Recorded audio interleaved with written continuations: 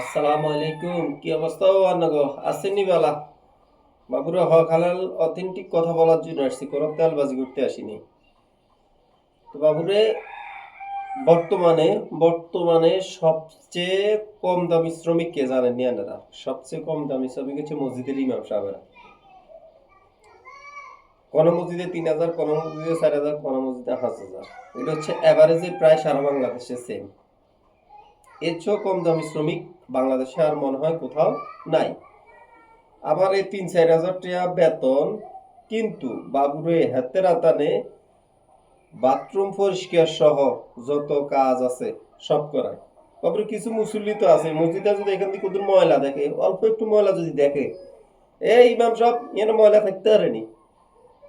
কারণ বাবুরে হাতের তো 3-4 হাজার টাকা বেতন দেয়, কথা বোঝেন না? ময়লা কি থাকতে পারে? অবশ্যই থাকতে পারে না। যার ফলে হচ্ছে আরো কত কাহিনী রে বাবুরে। একটু যদি 19-20 যদি হয়, একটু 19-20 যদি হয়, নামাজের টাইমে ধরো না আজকে জোর পড়াইতে পারো না, এই তো শুরু। এই, আপনি কই গেলেন, আপনি নামাজ পড়াইলেন না, হামকু তামকু কত কিছু। কিন্তু কে করে এগুলো? এগুলো সমাজে বুজুর্গ গুলো করে। যেগুলো সমাজে বুজুর্গ, আল্লাহর কাছে আপনারা কি দায় দিবেন?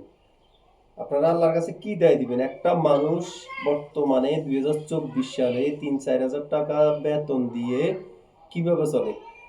আর বেতন না তো বাবুরে, বেতন তো আর প্রত্যেক মাসে দেয় না।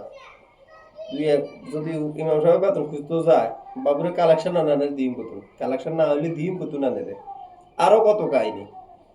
বাবুরে হেও তো মানুষ, এরা তো বাল বাচ্চা আছে, মা বাবা আছে, এই মানুষটা।